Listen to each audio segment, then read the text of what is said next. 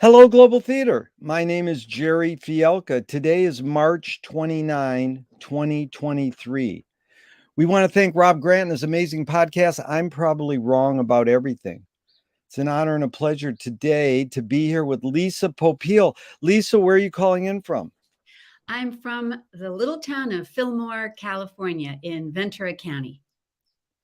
That is cool. The first question is, what is the best thing for a human being? The best thing for a human being is gratitude. Oh my God, I never get that word. That is, no, I'm serious. I know That is probably people say love or love connect, is and love I'm is big yeah. into love and connection, but Yeah. gratitude keeps you sane. I am so there with you. I appreciate that. Refreshing. What is your favorite form of information? How it comes into you? Talking. Oh my God. Talking to That's people. yeah.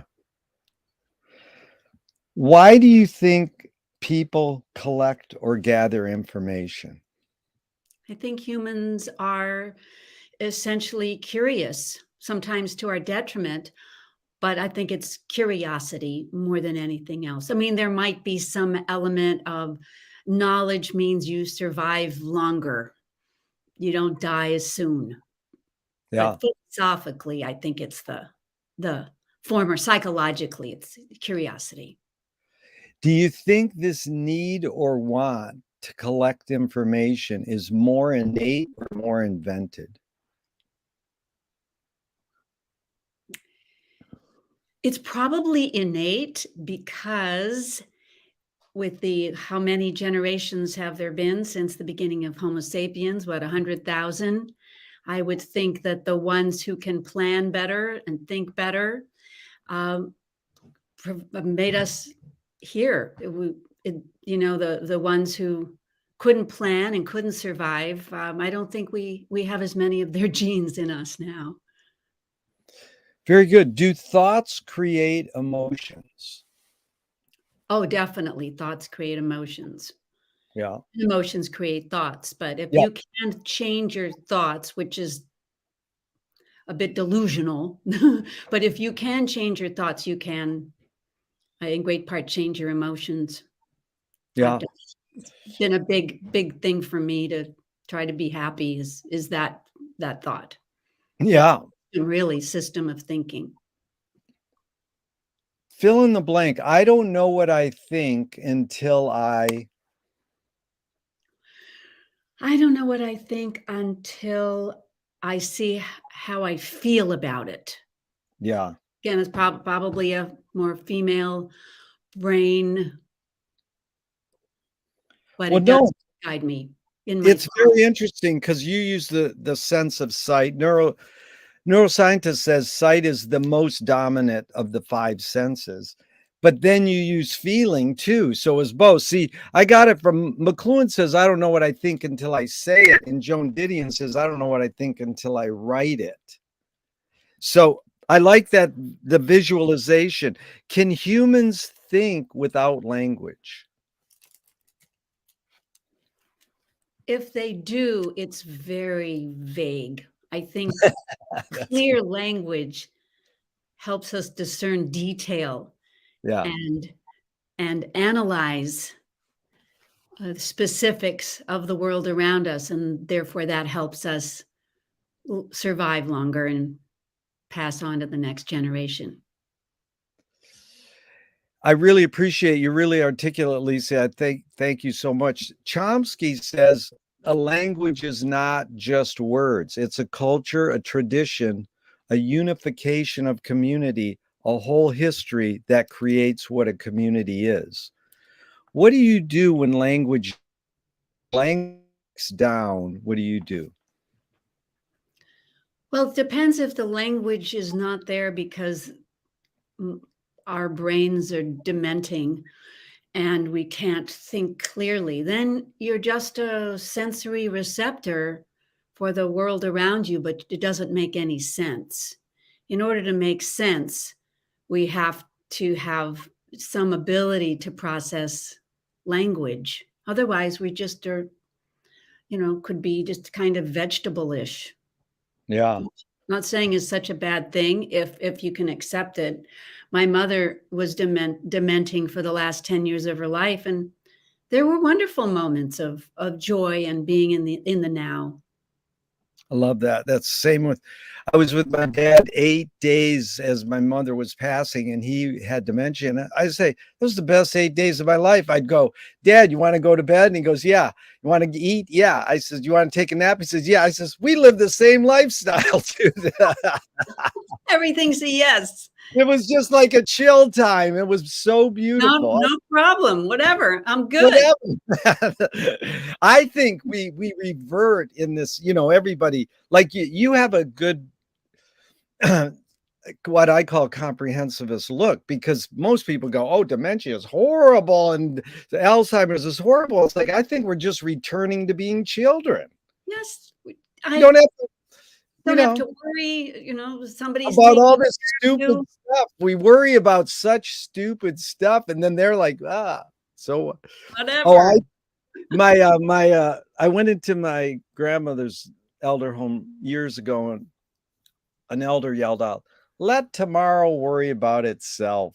Oh my goodness. I'm stealing that one. So, Lisa, this is a stupid question. I know it's both, and it depends, but your general observations of humans, are we more feeling beings or more thinking beings? I think we're more feeling beings. Yeah, And I think a lot of people regret their actions because their chemistry, their reaction, their sense of being in danger makes people violent. yeah, And then they might regret it or spend the rest of their lives in jail and regret that. So I think we are controlled by our feelings more than our thoughts. yeah. Bridget Bardot says, "I don't think when I make love." I'm like, "Good luck. How can you turn it off?" It's like people who meditate, they go, "I'm thinking about not thinking." you know? Or they'll say, just let the thoughts like clouds just sail through your brain. That takes a lot of work. It's like, how do Not you our do natural state. Even sleeping, the brain's constantly processing and comparing and analyzing. that? There's no rest for this thing. These are two questions from Alan Turing, 1950s. Is thinking a function of the soul? Absolutely not. And no. To me, thinking is a very advanced brain development in the Yeah, state of mammals. And if there is a soul, and there might not be, but yeah, if there is, because I know when they did the God, they put a little electrode in one part of the brain and you see God. So we're yeah, kind of evolved to feel God and see God. And it could be just that little, wherever that little spot is, oh, there it is. It's so real, but it's in the brain. So I'd like to think, we'd all like to think that we don't really die and that we're going to continue on and we're universal beings. And that all sounds very nice, but I lean not towards that because I yeah. think it's all in here. I'm just keeping my mind open about that though. So Oh, yeah, feel is primal, thinking is advanced. yeah. Well articulated. Can machines think? They can process, they can analyze and compare, and from that they can make perhaps useful suggestions for humans. But because I don't think they can feel yet, which is kind of a scary thought, I think a lot of thinking has a feeling component. So I think they can do a lot and we can be fooled into imagining that they're thinking, but I think there's a feel component.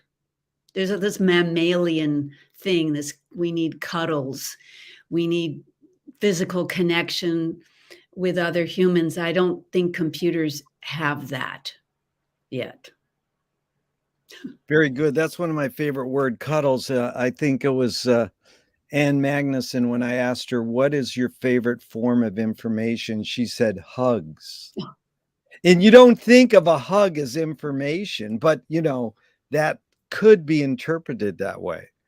But it's always the same feeling. When you do hug someone, the feeling is the same. It's like you're connecting on this really primal, almost universal level. And it, no matter if it's a kid or an old person or a person of the opposite sex or somebody you actually know and care about, to me, when you hug it, the brain does shut off and it gets real mammalian and Yeah, beyond words, but it's good. not a unique experience for each person. Yeah, that's a great observation. I'm glad you told me that. It opens up a bigger view of that comment too. Do you more pursue happiness or more pursue meaning? Happiness. I do think that and I've thought a lot about this question of meaning. Humans need to have a sense of meaningfulness. And I thought, well, what does that actually mean? And I think meaning means I'm not invisible, that I have value, that I am lovable, that I have something that even if it's an illusion, that I have something I can make the world a better place with. So I think it's important, but happiness is to me the ultimate goal. And I remember being a kid and thinking, happy is good.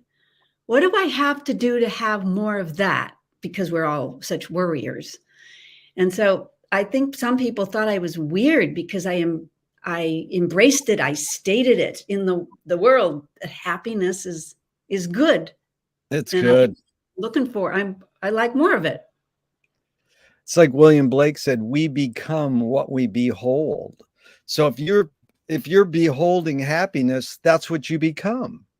You know, I think it does it's change your chemistry. yeah, Change it keeps the endorphins going. It keeps the cortisol low.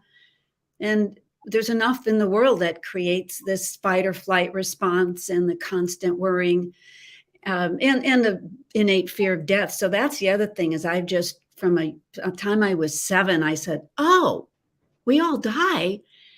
And that nobody gets out of here alive, and that every living thing I see, from a bird to a lizard to every human I ever see, we will all die.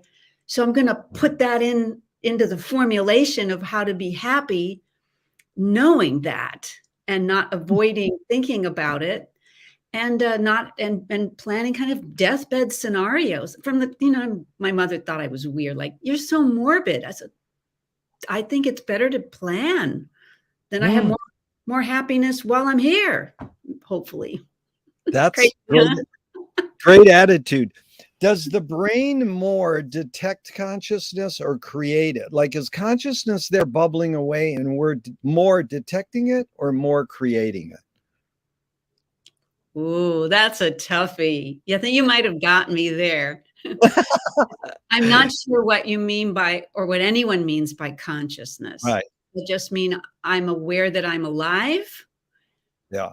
If I'm aware that I'm alive, I think that is a brain function, one part of the brain acknowledging the existence of other parts of the brain. Yeah. And memory of our past and desires for the future. I think it's just all in the brain. Yeah. What's faster, speed of light or speed of thought? I actually looked into this, and it Not, turns out I'm coming. This one I can answer. If the speed of light is 186 or 87,000 miles a second, the brain's thinking is about 67 miles per hour. So wow. that means that our brain process in the neuronal connections, the electricity that fires everything, is tremendously slower than the speed of light. According to, wherever I looked, I don't know, Wikipedia, I don't know, or Google University. Right. But No, I'm curious that I'm overly curious. So that is actually something I had been wondering about. it's beautiful. So the poet Audre Lorde said, "You can't dismantle the master's house using the master's tools." Yvonne Rainer responded to her and said, "You can if you expose the tools. What new tool do you suggest?" I don't really know what dismantling the house, a house, dismantling a house, is that a metaphor for understanding reality? Or That is beautiful. What you just did was beautiful. Because, see, I open up some of these questions with cute quotes. It's you put the question into the context you want. You don't even have to apply the quote if you don't want to. And then, even like the wording, like a new tool, it doesn't have to be a new tool. It's basically what tool do you gravitate towards. But it was beautiful that you asked me, is that metaphor? Because I think being a poet, she's definitely saying, the master's house could be evil, capitalism, consumerism, or it could be like Frank Zappa said, who are the brain police? It could be something in our brain. He didn't say who are the brain police. He asked the question. Mhm. So again, I'm sorry to go on, but No, just to no. set up, all the questions are, you put them into the context you want. So go ahead. Yeah. Well, then, so I'm leaning, that's the one that sizzled my brain, which is that uh, can we know reality? And Yeah. I would say not yet, no, Yeah. that we can't see all the spectrums of light. We can't hear all the frequencies. We're limited to this world and only a portion of this world. So humans, I don't believe, can dismantle the house, meaning we can't know reality, but we can strive for it. But there'll always be individual interpretations. Some will be more spiritual, some will be more factual, some will be more computerized, some will be agnostic and say, I have no idea. And Yeah. that's fine too. It's That's, honest. that's totally valid. That's what, since I asked all these questions, I'm not trying to put people on the spot. Saying I don't know is totally valid. Some people feel like, oh, if I say I don't know, you're getting me or something. No. Yeah, yeah. You think I'm stupid, but I think Right, right, right. And I the try to make, smartest thing you can say right. is that I try to make, yeah. yeah, What do you think? right. I try to make people feel comfortable with saying I don't know, or, but what new toy do you suggest? I keep thinking that it's only a matter of time before we're going to have implants. Yeah, So I can learn everything you know quickly, or that yeah, people can learn everything I know quickly.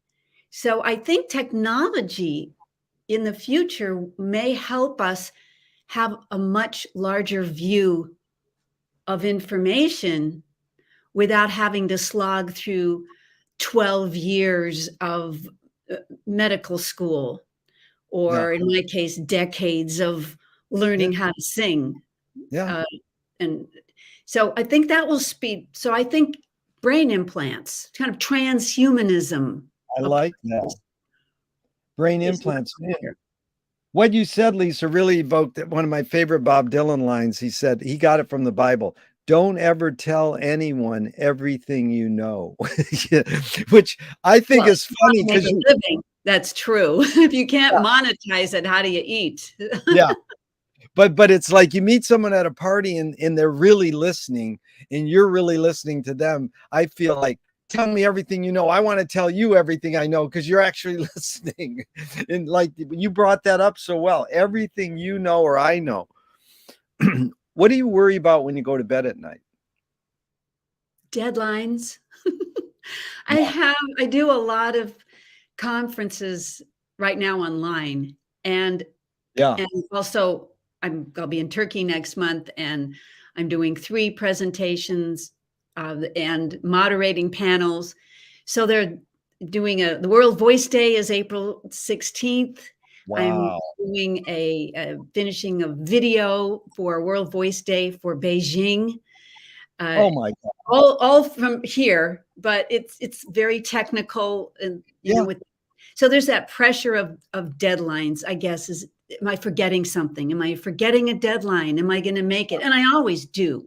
Yeah. I always do. But partly worrying helps make it happen. So even if I don't feel like sitting and spending hours for for several days for no pay, at least I'll be something I'll be proud of. So I'm good with deadlines, but it does cross my mind as I'm going to sleep at night. Yeah. McLuhan learned from the poet Ezra Pound that artists, singers, musicians, are antennas of the race. They're broadcasting and detecting the hidden psychic effects of our inventions, so we might be able to cope with what we don't like about our inventions. So, Lisa, I asked you the question Marshall probed his whole career. Why do we ignore the hidden psychic effects of our inventions, even though the artists are broadcasting them to us? Well, I watch a lot of news, and I think there are a lot of people out there who will jump on any new invention and negativize it. I think it Right. makes for good news. So Yeah. I don't think we're going blindly into anything. There's 24-hour news cycle.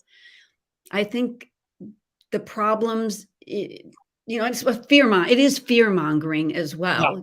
Get Yeah. people hot about a topic that they otherwise wouldn't really care about. So I love the antenna idea. It's, or, we're going out there and we're into the fray we go, and with potential negative results. But I think there are a lot of people who are a little on the negative side, and that helps pull in the reins on people who are just gung ho and that everything is going to be wonderful and perfect and we'll figure it out. And that may be true, Yeah. whenever humans remain on the earth. I think we will have figured a lot out. And I am an optimist. Yeah.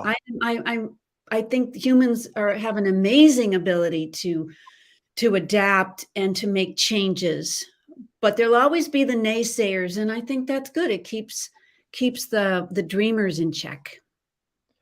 Love it. So well put. Do artists have moral obligation? I do feel that way. I I really started thinking about that in the early 90s, maybe late 80s, and but really the 90s when rap music was starting to take Yeah. over. And I thought, this is not healthy. This does Yeah. not provide people with a mus with music, for one thing. I didn't hear music. I heard rhythmic speaking, and I heard a sort of a celebration of violence and anarchy and misogyny. And I didn't think it would last. I really thought, oh, give this a few years, it'll run its course. And still, it's this huge cultural force. So I think thinking about how does my art, can I provoke and still inspire? Yeah. Can I bring joy to the world? Can I help people not want to kill themselves? And I think a lot of art now, especially in pop music, is very much about celebrating depression and alienation in young people. So I'm concerned about that. Yeah. Are you more afraid of new ideas or more afraid of old ideas? I'm more afraid of old ideas. So I'm a progressive in that way. I think in order for us to move forward, we have to be willing to change. I'm a baby boomer, and we have to be willing to, I don't have so much fear that I need to hold on to the past as the one true way, or that it was so much better in the 50s. Yeah. I think people who are fearful, who do not sense their own power, their own agency to make things happen in their world, live in fear. And the only thing that gives them comfort is this fantasy that the past was better. Yeah. McLuhan called it rear view mirrorism. You walk forward and you're always looking in the rear view mirror. Can you conjure up your earliest memory ever or one of them?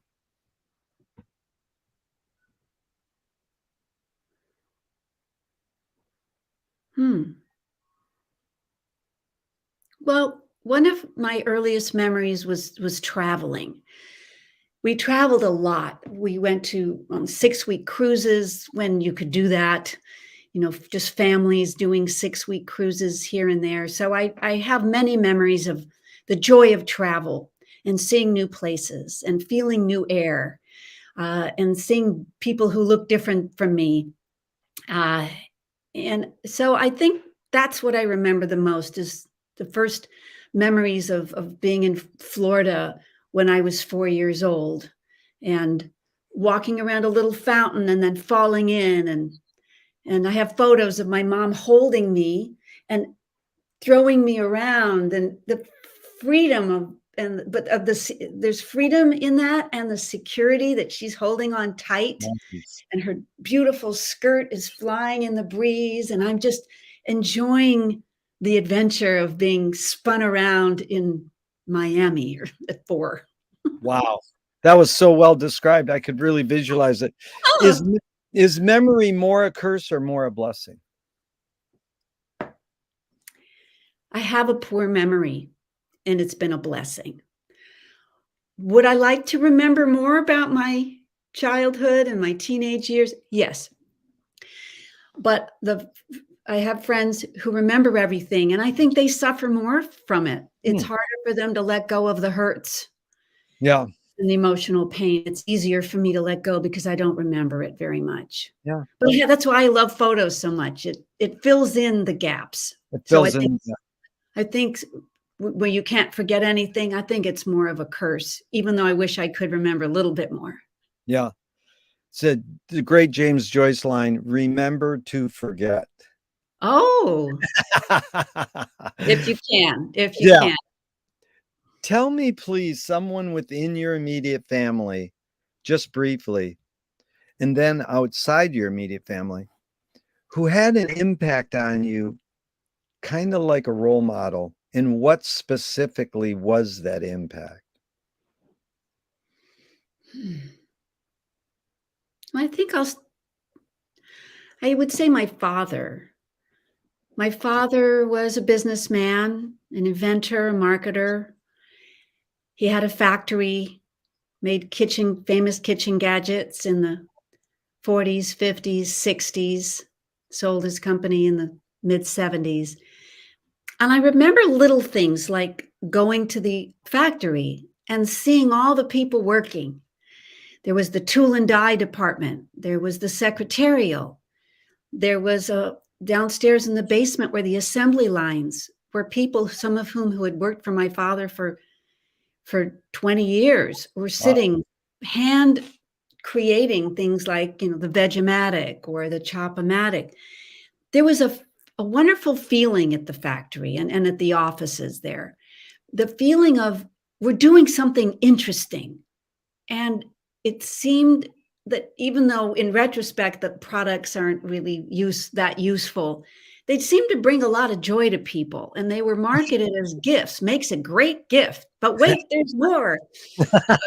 And for Father's Day, for Mother's Day, and Yeah. there are people now who hardly open their boxes, but they'll say, "This is a part of my childhood." So there's a nostalgia for Yeah. people even now, particularly people our age, who grew up with these products. And the feeling that work can be fun, it can Yeah. be interesting, and that you can work with people in a team-like atmosphere to do something that makes money, but also is part of a creative process, Yeah. uh, of my father, and his brother Raymond, who was more of the business guy, but my dad was the creator. He was always thinking, "How can I make this product better? How can I make it solve more problems that a housewife might have?" Yeah. That's beautiful. So outside your immediate family, someone who had an impact on you. Hmm. Someone who had an impact on me. Well, everybody has an impact on me. That's right. Yeah, Everybody who, they'll say something and you go, "Oh, yeah, I'm gonna yeah, I'm gonna keep that."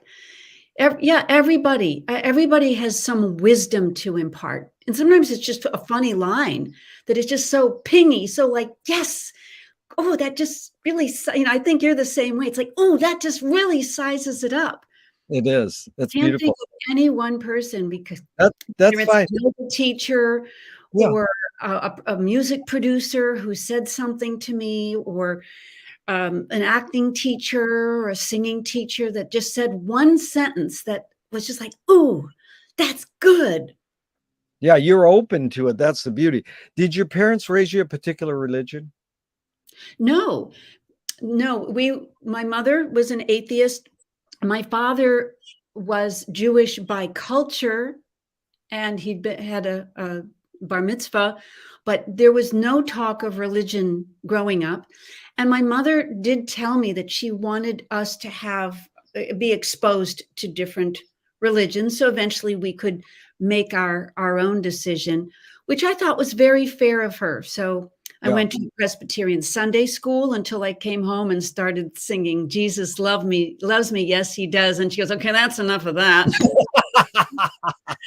And then we went to a Catholic school for a while, and some of the family says, "Yeah, but she just did that to piss your dad off," you know? Do you pray, Lisa? No. If God exists, what would you like God to say to you after you die? Why are you so mean? Dude, Are you a sadist or what? yeah. Well, you have, ESP, because the next question is, do evil people exist, or does evil use people as a vehicle? Oh, I don't think there's evil that exists outside of people, but I think many evil people are either have brain chemistry problems, they're psychopaths, they can't help it. I think there are evil people because they're so damaged. They're so blindly hurt as Yeah, children that they must act in powerful ways to dominate other people, and that often comes out as violence or murder. Some people just don't think properly. They weren't trained how to think and how to have values. So I don't think there's Satan who's yeah, controlling normal people into doing evil things. Evil is not even a word I would use. I would just say detrimental people who exhibit detrimental, harmful behaviors. Um, it's either a brain problem or a lack of nurturing, or just lack of guidance yeah. about proper ways to think. Yeah, and even the question goes farther is, how do you advise someone to deal with an enemy? In A Few Modern Thinkers, Alan Watts says, if you acknowledge your enemy, you empower them.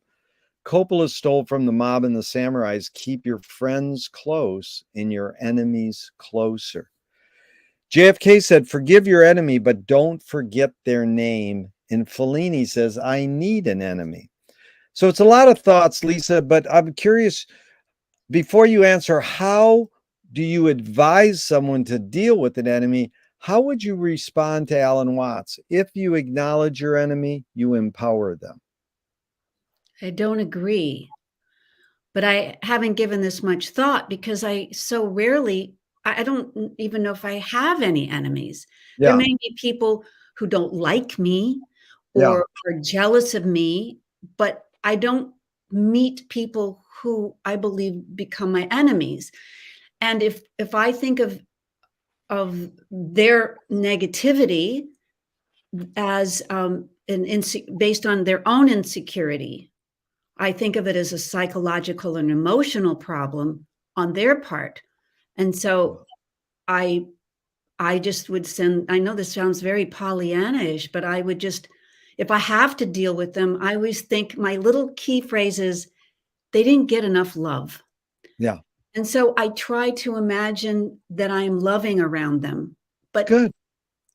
but really most people, once you are loving around them, they're loving back, and you don't have many enemies in the world. There's also the skill of avoidance, Yeah. if you can. I mean, it's hard if you work in a corporation and you have somebody who controls your life, a boss who's mental, that then it's about, then you use your brain to think, how can I deal with this person on a daily basis so that, yes, they feel better about me. They don't feel intimidated by me or threatened by me. How can I get them to like me more?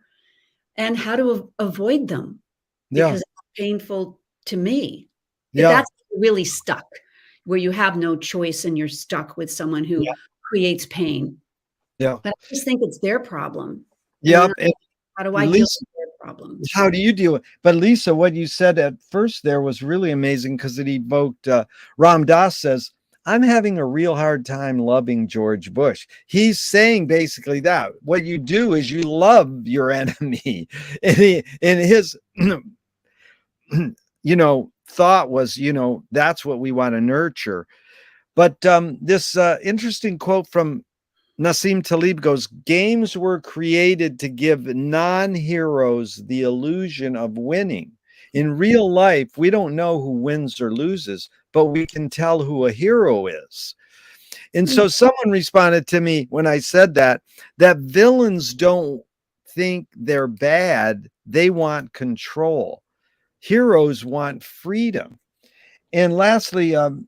Gregory Bateson, the anthropologist, said, when the criminal gets caught, do they go, "Oh, I didn't have my criminal skills up to snuff that day," or do they go, "Wow, I did something morally and socially wrong"? So I guess any thoughts on that is the bottom line question is, does punishment work? I think when people with limited ability to see the big picture get caught, like stupid criminal things, Yeah, um, they might be smart in terms of banking or conniving, knowing how to be conniving and work the system to their own advantage. But let's just go with the dumb criminal idea of oops, I got caught. So I think that's the first thing. But over time, I think as often they're men and often they're young, and their just brains aren't that developed, and they have violent tendencies. They probably grew up with violence around them, so it normalized it. So I think over time, as we mature, we see the bigger picture. That's true for all of us, and we can see our place and how our actions got us where we are. So I do think punishment, especially with the rehabilitation, and psychological and spiritual uh, input, can really help people. And education. yeah, I saw this fantastic article. I think it was in the Guardian last week, 2 weeks ago, about these. Some of them had been convicted of murder, and they were in this a Corcoran, maybe the prison in Central California, and they had trained. A certain group of these inmates had trained to become drug counselors, drug and alcohol yeah, counselors.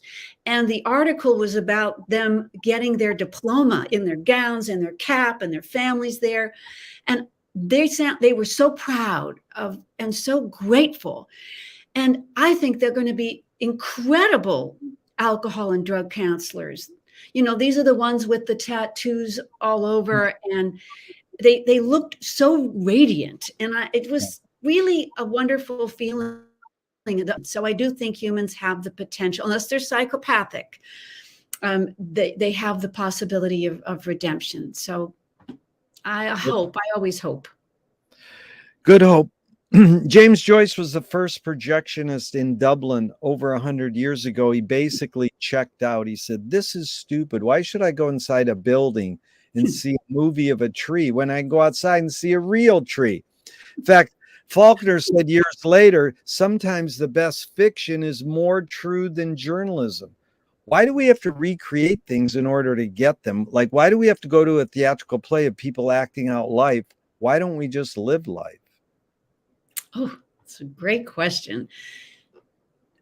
Well, I think we like the movies because it gives our brain a break from worrying and thinking about our troublesome or dull and mundane lives. We get to be the people on the screen in a completely safe way. Movies and music to some extent, and especially live concerts, are very cathartic for people. They come out exhausted, they've cried, they've screamed, they've acted in ways that they can't do in their real lives in society, but they can be animalistic and in a safe environment with other human beings. So there's a real psychological benefit to the catharsis of experiencing art. I'm not a lover of horror. I'm always shocked how many people love horror films. There's this, the only thing I can think of is that kind of like riding on dangerous roller coasters. You feel like you're near to death, but you didn't die. So you cheated death by watching these not real things that get your adrenaline up, that make you feel like you won over death. And somehow, again, I don't really get it. I've thought about it because I can't stand being upset, and if things are a little too tense, that doesn't help me at all. It just makes me unhappy. But people love that. They love chopped limbs and decapitations and spurting blood. So I think it might have to do with their strangely, subconsciously, their inability to handle real death. Yeah. But the brain still needs to experience death, so they experience fake death. So well put. This experimental filmmaker Hollis Frampton said, narrative is born among the animal necessities of the spirit because we're waiting to die. Can you forget to die? Oh, people do it all the time. I'm not going to think about it. They don't make any plans. They do, absolutely. It's one of the most easy to put out of the brain thoughts there is that we're going to die. In fact, I wish I knew when, because that way I could really plan to the nth degree. I could take the right number of cruises or see all the places I want to see. But I can't know. So, but yeah, I think full acceptance of that inevitability with a sense of peace is humans can't do it. Most humans cannot do that. They just can't go there. It's like, no, done. Not happen. I'm not going there. Wow. This is fun. You're really articulate, Lisa. I appreciate this. And I'm curious how the tipping point, I know in your past podcasts you've covered this a lot, but the tipping point where you started singing young, playing the piano, getting voice lessons, the tipping point where you said, this is the calling for me. I want to do this as my career. The most powerful moment, the lightning bolt, was in around 1990. And up to that point, I had done all the studying and didn't feel I was a master at singing. And I loved giving the pop music business my best shot in the 1980s, singing, writing, arranging, producing. I had visions, but I knew it was a long shot because the music business is not a meritocracy. And even though I felt I had everything going for me, I wasn't lucky enough. I didn't want to do it. I got a bit of a late start age-wise, so I didn't want to be 40 years old and be bitter. So I put in the kibosh on that around 1987. And then I did video production and thought that might work for me, but that wasn't, being a PA and being yelled at. That I thought, no, I could do better than this. And then I had a phone call, it was a very serendipitous phone call from a gentleman who had just hired to run a music department at a community college in Santa Clarita called College of the Canyons. And he said, our singing teacher just passed away. Would you like to teach the classes? And I said, yes, because I like to say yes. I said yes. And it was not only a classical class once a week, but it was also a pop class. And the first night that I was there, I opened my mouth and all the stuff came out that I didn't even know I knew. And it was all so clear. And that was I knew this is it. I have found my Wow. calling. It's to teach everything I've ever learned about language, performance, piano, sight singing, dialects, gesture, all the different styles I had studied and tried to master. I loved being with people and helping to hone them and getting them to another level of joy and confidence. So that was when I knew and dance. I had done dance and film acting and auditions and performing on stage with Weird Al and with Frank Zappa. And so it all came together. Nothing seemed like a waste when that lightning bolt hit me in 1990. And I'd always taught, but that was it. I knew for sure this is what I wanted to do for the rest of my life. Wow. So well put. In a screenwriting teacher told me great art is when you can clearly see the intention of the maker. Kubrick says the opposite. Great art is when you can clearly not see the intention of the maker. When you're making Lisa-ness in music, whether you were writing lyrics, writing music, or approaching the act of being an educator creatively, what role does intention play?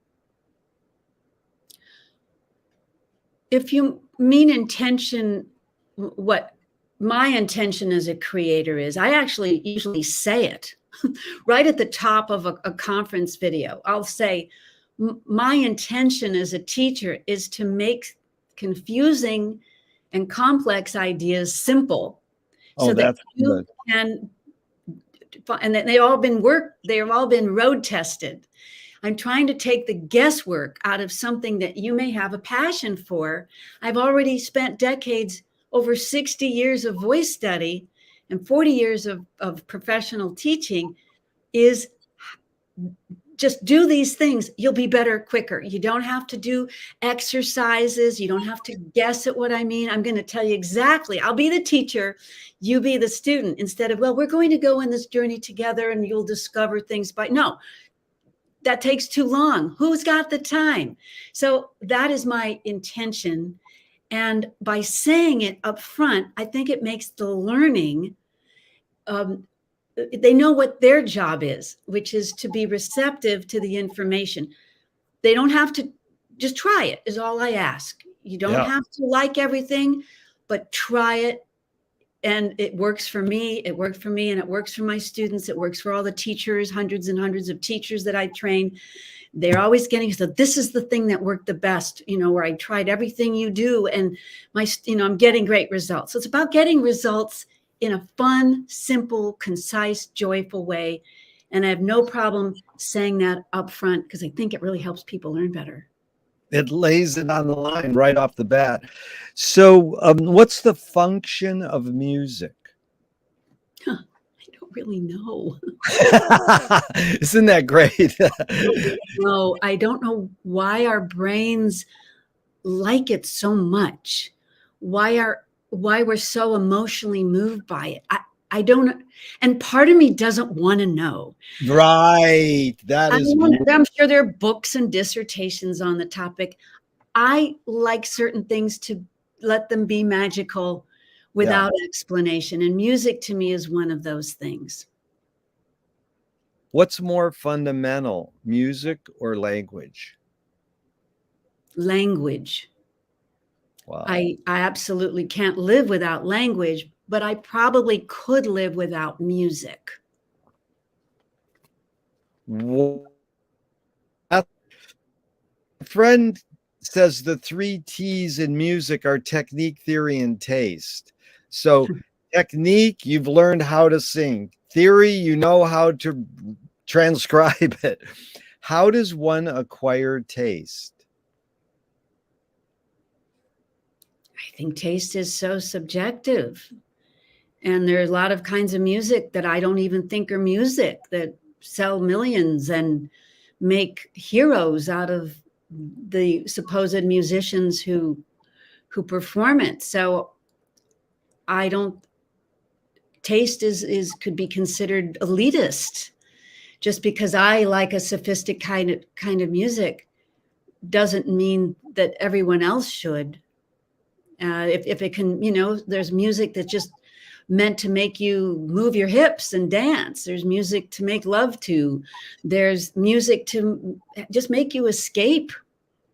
There's music to sing along with your family. So music is multifaceted, and I don't think sophisticated music is always good music. If it doesn't make you feel something, I think one can be too technical. And this is coming from a trained classical musician. I know people who can play, but I don't feel anything. So I think Exactly. I think I want to feel something. Now, if you have technique and can create feeling, it's always about the audience. And I think we think too much it's all about me and showing off how great I am. But I always think when I'm on stage, how can I make this moment thrilling and memorable for the audience? I never forget who I'm up there for. Yeah. This is beautiful because you got me on two tangents here. Just to finish on this is this is a McLuhan thought, and I'm curious because it has the word taste in it. Song is slowed down speech.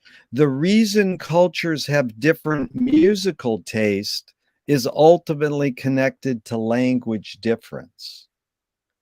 Any thought on that? And I'll read it again if you want.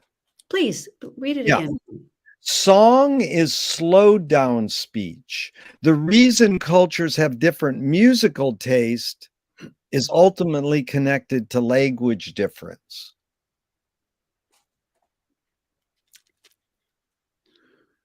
I'm not saying that language difference doesn't make a difference, but I think there's culture.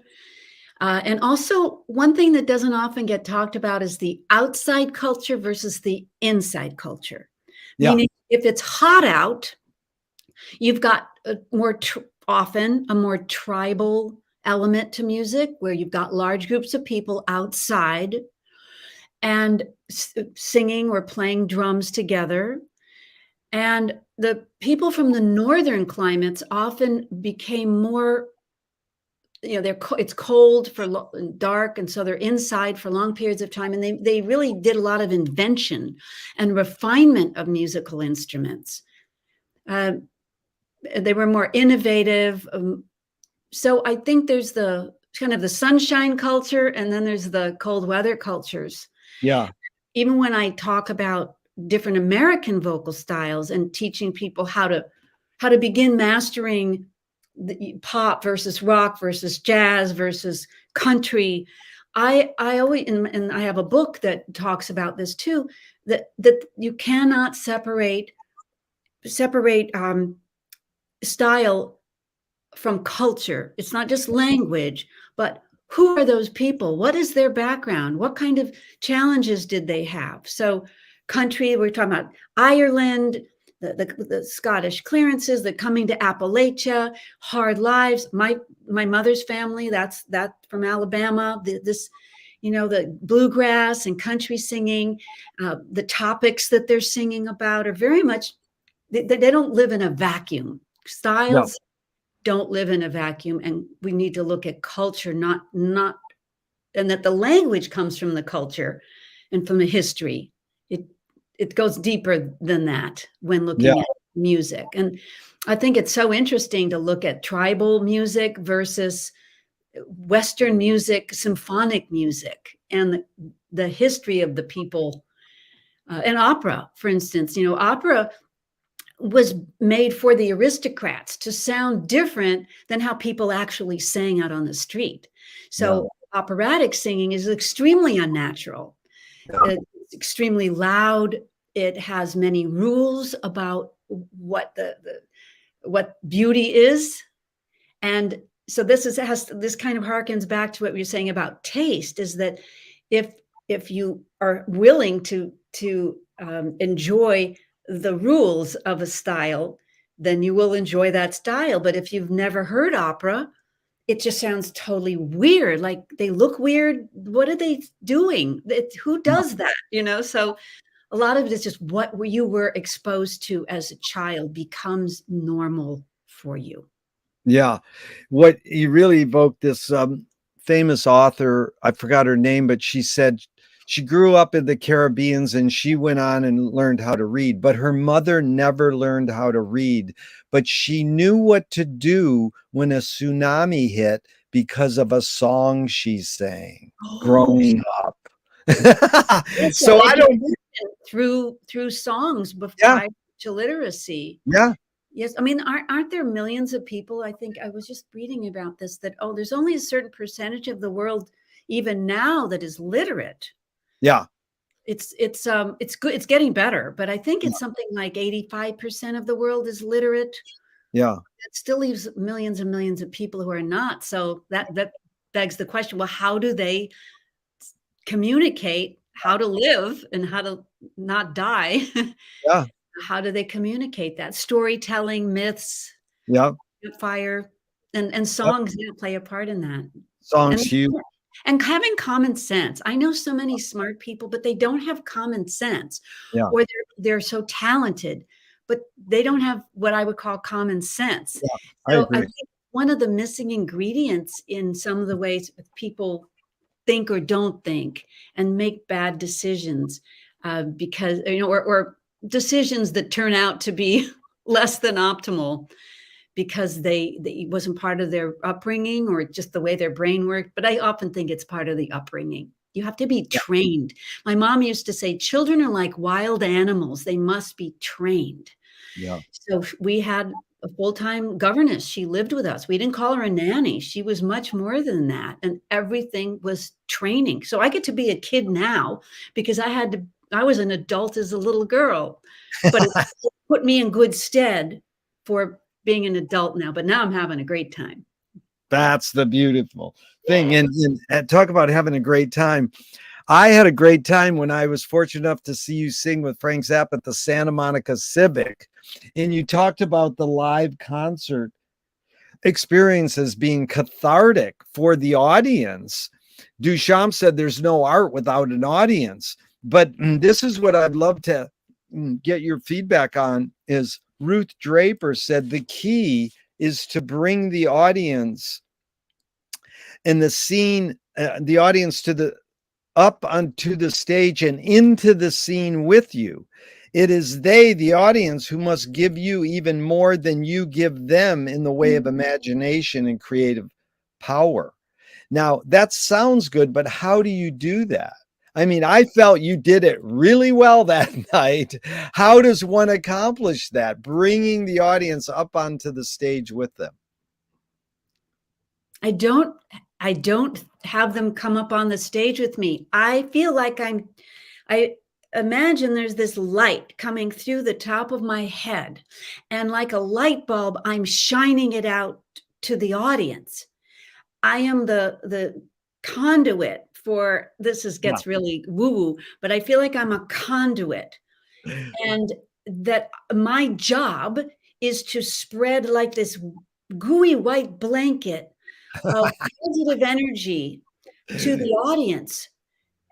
N and so and partly it's just experience and confidence that comes from having performed my whole life of, and I don't use their energy. I come with my own. Yeah. You have to just turn up the wattage, whether I feel like it or not. I've had to perform it, like in college, I'd perform with a bladder infection, a migraine, fever, have to go off stage and throw up and then coming back on stage. So in the past, I've learned that I have a commitment to fulfill, but I just don't, knock on wood, don't get sick anymore. So when I'm performing, it's like I feel great. But either way, I have a job. It is my honor to do this job, and it's for them, not because of them. You know, it anticipated this beautifully. Two of my film heroes, their mantras, George Manupelli says, ignore yourself. Jonas Mekas says, there is no self-expression. And Cecil Taylor, jazz pianist, says, I'm just a vehicle and this stuff just comes through me. So you've sort of tackled this in saying conduit. Is art making, music making more self-expression or more a vehicle or whatever technology, culture, and environments are dominant? Well, we can't leave out ego Yeah. in this discussion because I feel myself as I perform or lecture. I'm very aware of myself. So even though I'm a conduit, I feel almost like a preacher might feel. They're very aware of themselves and what their goal is, and they're just relying on all their experience and skills and whatever the message is, if there's a message. Singing with Frank Zappa, that wasn't a message. Teenage prostitute is not a message that's going to improve their lives. And I guess service. I guess I feel that it's ego with service, with a service in mind, rather than ego because I need more love from you. I like the love, but I don't need the love. I'm doing this, making my ego very, very big for you. Can singing, art making be egoless? I don't think so. I don't think so. You have to have a sense of what you want to say. Because if I'm standing with an easel, and don't worry, I'm terrible. No artistic ability at all. Excuse me a second. But if I had an easel and I were going to paint something, I have to have a point of view or why. It's energy. It takes energy. So why do it? There has to be a reason behind your art. I know artists who have one theme and all their art is based on this one theme or one color. They all kind of look the same. That you cannot do without a commitment to an artistic vision. And that comes from ego, a sense of who you are and what you love. What was the motive of the cave artist or cave musicians? You know, like your hunch or your guess. Well, I do watch a lot of documentaries on this, and I'm sure there was a spiritual element of like, getting more of them to eat, about if I draw them, they will come. So I think there's that. But I also think those nights are very boring. And I never hear the scientists talk about how amusement and not being bored on these nights in the caves might be a reason for the art. I'm just going to draw because I have nothing else to do and it's fun. But it could be, right? Yeah. It could be a motivation. Yeah. And, Leonard Cohen says the only way you can sell a concert is to put yourself at risk. And if you don't do that, people know. Any comment on this risk-taking or courage involved in being a performer? I agree totally. I've gone to concerts, not a lot, where you can just sense they're phoning it in. It's like, okay, I'm ready to go home. And they turn their back or they just look bored. They're on tour and they look.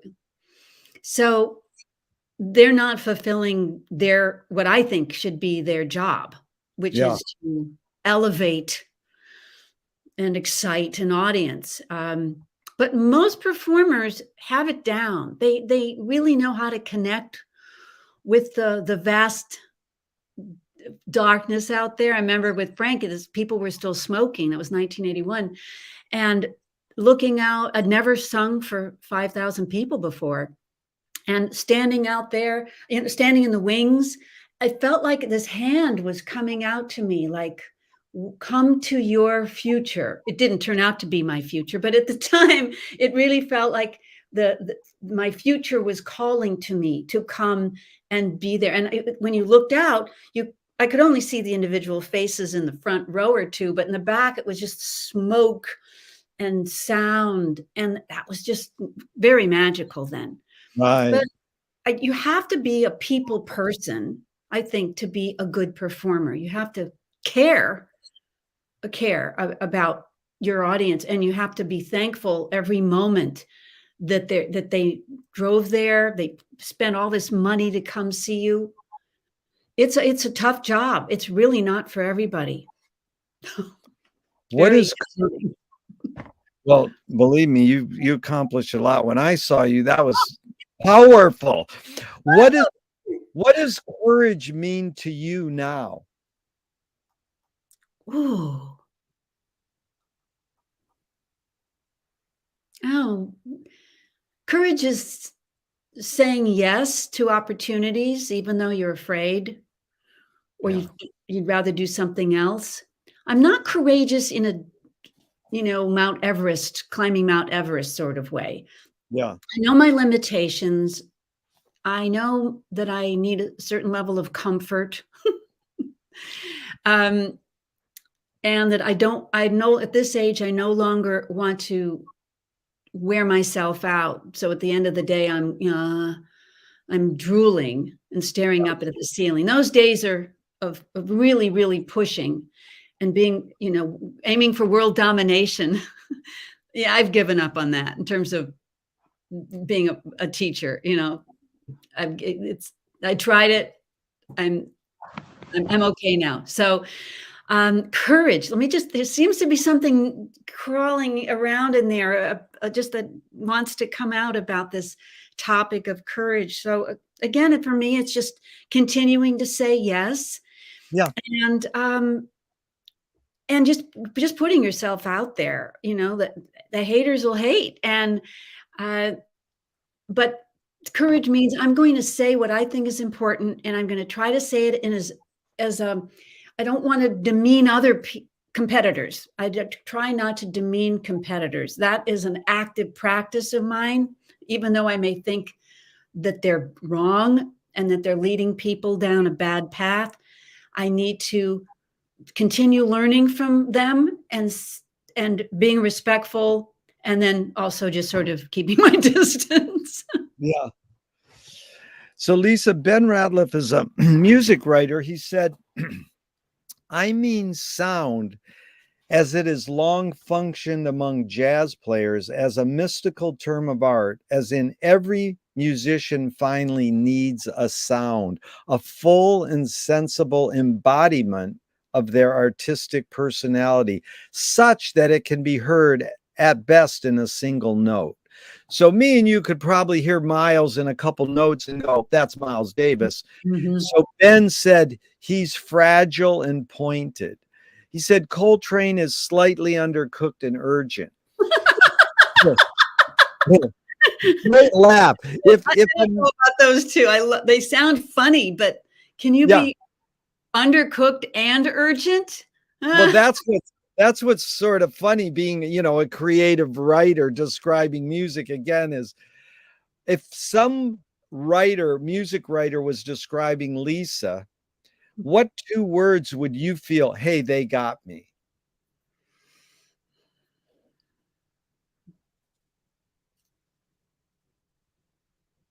Stylistically adventurous. That's great. When I sing opera, I want to sound like an opera singer. If I sing R&B, I want to sound black. Yeah. I want to sound authentic. So I'm the opposite of having one sound. My goal was like, how does that great singer do that? So I would reverse engineer. I'd imitate and reverse engineer what they were doing. I wouldn't sound like them. I'd sound like me, but me in that style. I always just thought, I've had all this operatic training. Why can't I sound like people on the radio who have had no training and they're really good? Yeah. So that became my curiosity and my frustration. I mean, when I finished with my master's degree in classical voice, I was about to quit because I had a million questions that no one could seem to answer to my satisfaction about the most simple functional things, because nobody knew. They just Oh, because there wasn't any science and it's all invisible. But then I thought, you know, I've got a lot of time in this process of trying to be good. And I mean, I decided, no, I'm going to see if I can't figure it out. And that really, that anger, that frustration got me kind of riled up to, okay, it can't be that, singing can't be that hard because people do it all the time. We all sing. And there's some great singers who've never had a lesson. So yeah. I'm going to let them be my teachers and see what they're doing and then do that. And so that's been fun for me. So I'm diametrically opposed to the one sound, one identifiable Yeah. thing. No, that was really well done because I've learned from studying for years is you absorb your influences, then you abandon them. That's hard to do. Then you just don't become a clone of whoever you love. You You know, got I to mean, hide your influences, but yeah, first you have to have influences yeah, and be very clear and be very careful who your influences are. So when yeah, people say, I want to, you know, I really love Tom Waits. Oh, okay.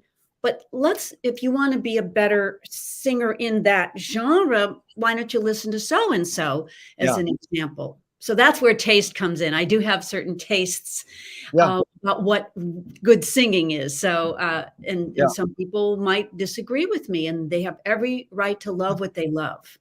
yeah. That's it's also alchemy. Like Frank did this, Preston Sturgis in the movies. They their alchemy is taking two known things, putting it together, and coming up with a third unknown thing. Mm. I mean, Frank's basically a Spike Jones for Edgar Varese wannabe who invented theatrical rock and then he made fun of it. So I loved your term reverse engineering. When I read that in your interview, it just like stood out. This is beautiful. What's more important, conviction or compromise? In life or in art? Yeah, and you put it in the context you want. You can do both or whatever you want. In life, compromise, Yeah, unless you just want to be alone. yeah, If you're going to actually have pleasant social interactions, and if you're lucky, a relationship, um, yeah, conviction just makes for fighting and aloneness. yeah, But in art, I think conviction. I think conviction is a good thing, but except when you're working with musicians. Now, if you're paying your musicians, then conviction, like Frank did, then you can just they're your servants, and they just do what you want. You pay them for it. But in musical collaborations, uh, a compromise is important there too. Otherwise, you're not really collaborating, are you? that's it. In your accomplishments, how do you rate these three elements? Luck, skill, and ambition. What played the biggest role, second and third? Luck, skill, and ambition. Well, I feel that luck played a huge role in my failures and my successes. There was, you know, the planets didn't line up for this, but then I get a phone call for that. And, you know, even working all these decades with Weird Al Yankovic, it came because I was in a LA magazine and he was in the Peoplescape section, and you know, he saw me and he was writing a song called Mr. Popeil and brought me in to sing background, and I've toured with him now and sing on a lot of his albums. So it was basically, that was luck. I think skill, if you can't do the gig, you know, if Frank puts that piece in front of you and you can't play it sight Yeah, unseen, you're not going to get the gig. yeah, So, and if I couldn't sing well or in tune with Al, I wouldn't have continued being called in for his albums, and we wouldn't have had the close artistic relationship that we've had all these years. So luck, skill, and ambition. Well, I've always been ambitious. I always sensed that I had something, I was special. It sounds so weird to say it, but I always felt different and yeah, special, but I didn't know how to make it into something good, or I knew I needed to really work on myself to make it something that I could then give back to the yeah, world. So yeah, I've always been pretty confident and but just not good enough. Yeah. You know, and I've been honest with myself. What I'm good at, I can sight read. Okay, give Yeah. it to me. I'll sight read it for you. Yeah. But to memorize 4 hours of unplayable music, that's not my gift. Yeah. Don't ask me to memorize, 20 songs.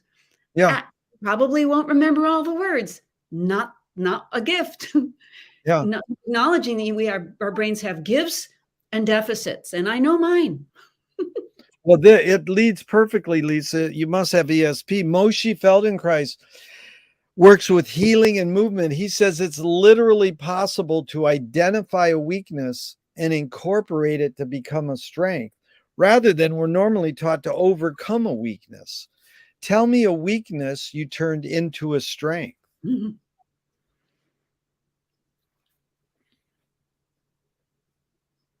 Well, I just don't think I'm a naturally gifted singer. I'm not like one of those 3-year-olds you see on YouTube that are singing in key a cappella with vibrato. That wasn't me. I mean, yes, there is some genetics for music on my father's side of the family and voice in general, but I think I had the good fortune of being offered lessons, and then I just didn't quit and just was ambitious about seeing how good I could be. So I think that's really my answer. I just wasn't one of those natural. I mean, maybe other people thought differently when I was growing up, and I got all the leads in the school musicals.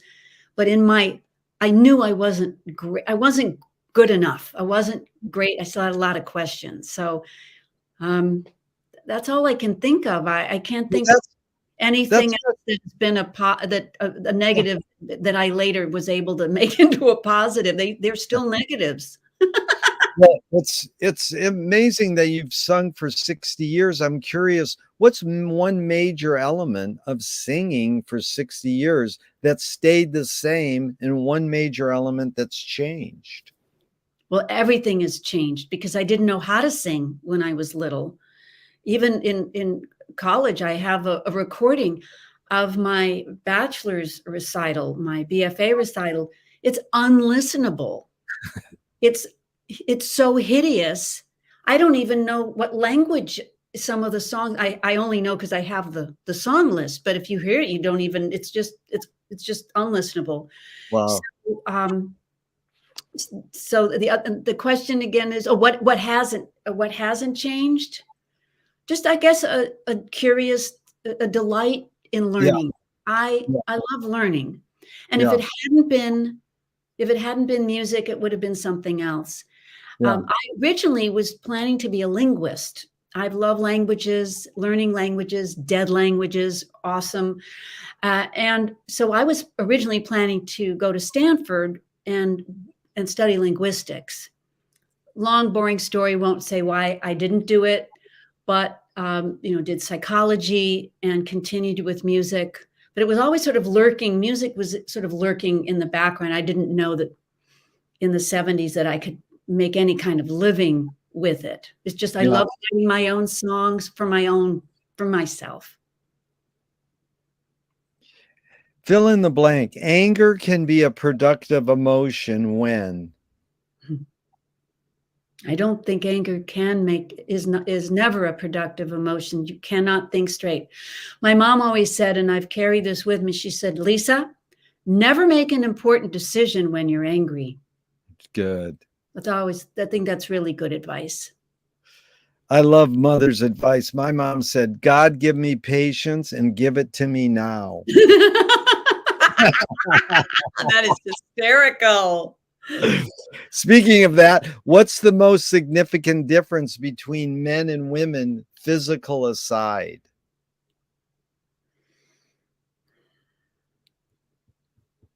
Well, I think our brains are quite different. Um, I think the male brain can shut out emotion when going after a goal. It could be just fixing the computer, or it could be hunting an animal on the savannah. The visual the visual cortex, I believe, is larger in men. So I know that's physical, but I think that idea of focusing on a task without sleep, without eating, ignoring the physical discomfort and just focusing on the goal is just countless generations of biology, really. But I think it affects their views on things, be able to not feel as much, and also the corpus callosum, that tissue between the hemispheres, is larger in women, and in gay men. I think gay men have it too. So the hemispheres, the feeling and the thinking, are constantly working, which can unfortunately lead to neurosis and hyper worry, because there's so much communication. We are the keepers in generalization, that women are the keepers of social information. And it can be confusing to have the two hemispheres constantly talking to one another. But I still would rather have that, because I feel like I can see all points of view with more empathy. I can see other points of view and not need to kill you if yours is different than mine. Yeah, that's we call it suspended judgment. It's you're getting a bigger picture. You're seeing the big picture. That was beautiful. What caused matriarchy? Well, I believe that matriarchy is the natural state, and I'm pretty surprised that it is not more common. There are only a few relatively small tribal cultures, I may be wrong about this, that still practice it. I just think that because of men's not being disabled by caring for children, being pregnant and caring for children, they have and the superior upper body strength, and the testosterone and the aggression that comes with that. Also, needing to kill to eat, so it's not all bad. Has allowed men over time to create a patriarchy. But I would feel very comfortable in a matriarchal society. I think I'd have a better sense of peace. I don't know how the men would feel about it, though. Yeah.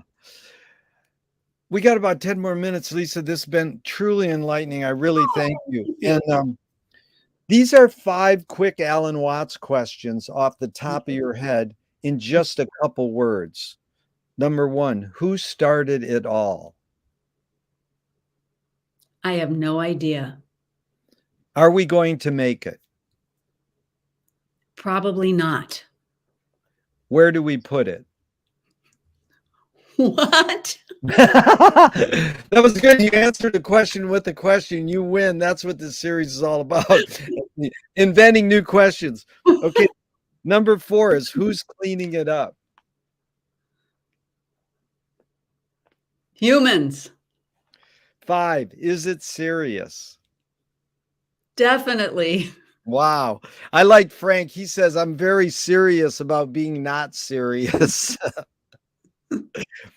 How do you find peace of mind? Keeping busy. Yeah.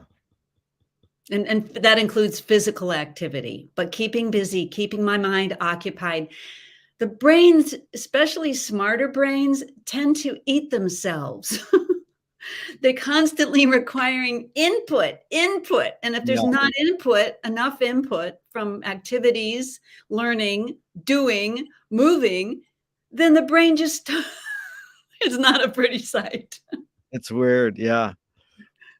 If you were walking down the street today and you met yourself as a 12-year-old, what would you say to your 12-year-old self? Ooh.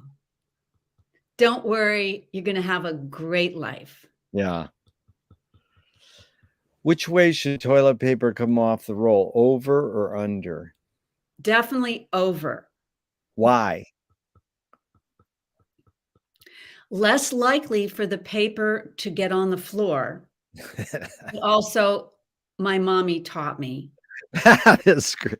Last year, if it's on the top, and lower class on the bottom.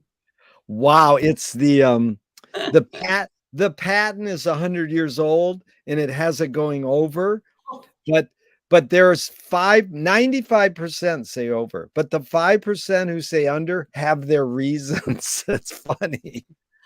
oh, like, throw one at me. What is a possible Oh, benefit? they say something about the cat or this, or, there's various reasons. But if a publisher was to release your autobiography off the top of your head, what would the title be?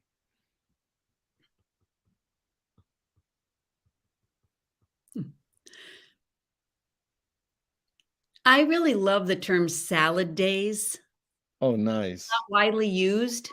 Yeah. It's like Shakespearean, the days when you were young and everything was possible. Yeah. And my publishing company is called Salad Days Music, and I always thought if I were a film producer, I'd have a logo that a salad bowl. Plus, it harkens back to my dad and my brother and kitchen chopping Yeah. vegetables everywhere. So it would be something about something ironic about the salad days. You may not get everything you want, but you still can have a happy life. Like, you know, I have a student and his book's coming out. It's something like How to Have a Nervous Breakdown and Become a Millionaire. I would make it sound like that, had to Right. turn it around and be Right. spiff. But Yeah. something with salad days and Yeah. how life can be disappointing and you could drown yourself in bitterness and regret or not. Yeah. And Lisa, the publisher wants to scent the glue in the binding of your autobiography. What smell? Oh, lavender. Oh, I love that. If a statue was built in your honor, where would you want it displayed and what would it be made of? Well,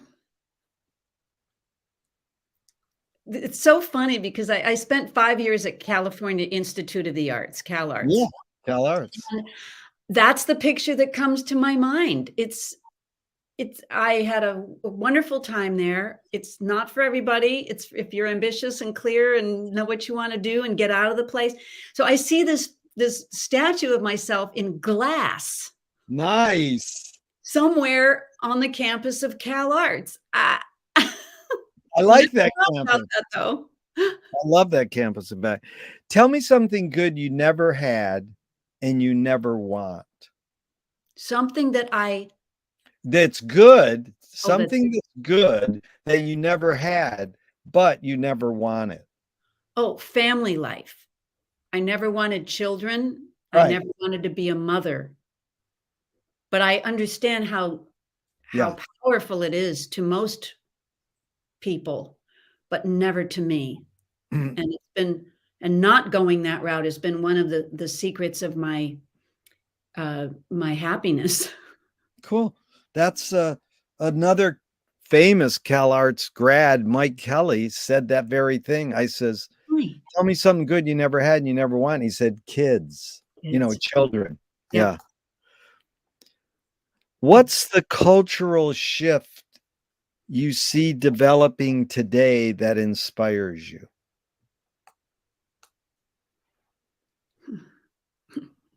Not a lot.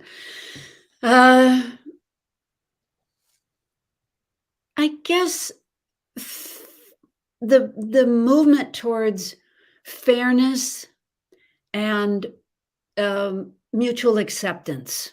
Yeah.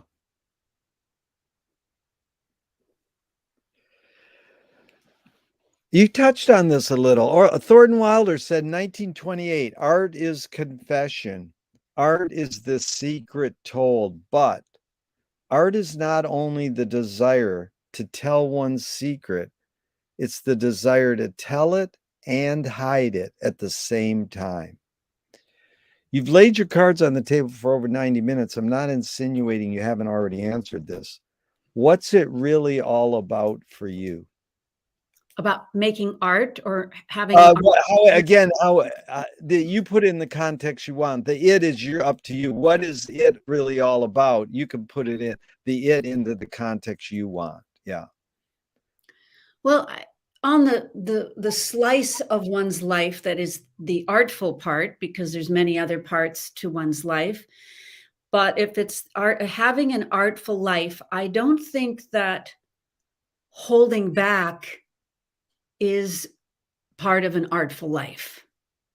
I Yeah. think honesty, clarity, and a joie de vivre Yeah. is the is the way to conduct an artful life. Not, but again, I'm a sunny personality. I Yeah. came out that way. Yeah. So, but if I had a darker personality, then I wouldn't be saying these things. And maybe you wouldn't have had me on. Oh my God. This has been so fun. Well, a poet said that poetry is outing your inner dialogue. What language is your inner dialogue in? What language is my inner dialogue in? To-do lists. Yeah, I love that. I am addicted to those. You know, my favorite thing about to-do lists is you make a list, then you lose it or misplace it. It's all Then in there. It's in there. then you have the day off. Then the next day you make a new list and the first thing it says find old Old list. list. Oh, yeah, no, for me, that's I always if I lose it, it's gotta be in there somewhere. It's still in there, yeah. I love checking things off. It makes me feel productive, like I'm moving forward. That is a great answer, to-do list. Um, this is Anthony Burgess. You know, he was a composer and a book writer. We must now ask some very different questions about the relationship between music and life. What questions remain unresolved for you in regards to music and life? Or what's a question that remains unresolved for you? Well, as I mentioned earlier, I still don't know why music is so powerful to Yeah, people, especially non-musical people. People who don't make music yeah, seem to be really addicted to music. They have yeah, to have constant music coming into their brain. They wake up to yeah, music, they go to bed to me. They love, love, love it. And I've always thought that was interesting. That for professional musicians, it's more of a job. But for non-musicians, yeah, it's like eating. You yeah, They must do it. yeah. Yeah, before I ask you the last question, I got to ask you because we can do a whole 90 minutes on Frank. How did Frank Zappa shape your behavior? Your encounters with him. I know you've gone into details about all the rehearsals and all your encounters with him, and you're one of those lucky people, like I spent 10 years working for him, that this is an amazing human being. And I'm just curious, how would you sum up how he shaped your behavior? Well, he demands more than you think you can give. Yeah, And as I've said in other interviews and books, I didn't audition for him because I was a fan and knew his music. I yeah, was there, again, serendipity yeah, raised its little head, and I was there to support my boyfriend, who wanted to audition, and I was just there to help him set up his drums. So without going into that long but fascinating story, I was there for several hours auditioning. And I didn't know if I'd be up to it. I was honored by the invitation to see if I could come up to the standards required. yeah, And I I took it very seriously and gave it everything I had. It some toll to my mental and physical health. My hands were swollen from playing piano every waking moment.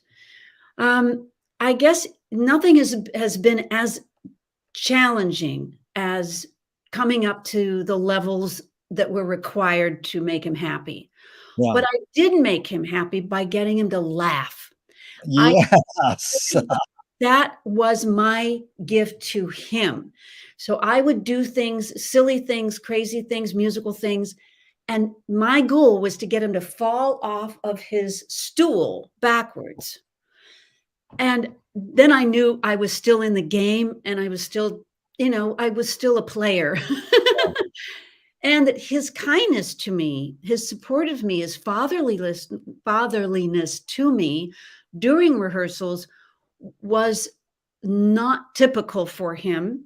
I saw him be that way with his kids, and he was that way with me. He was very warm and respectful to me, and I will always be grateful for that because that was not his natural state. His natural state was get out, you're not cutting the mustard. And Yeah. he believed in me longer than I probably should have been believed in. So that meant a That's a lot. Yeah, that's a major thing. I mean, Gail detailed it.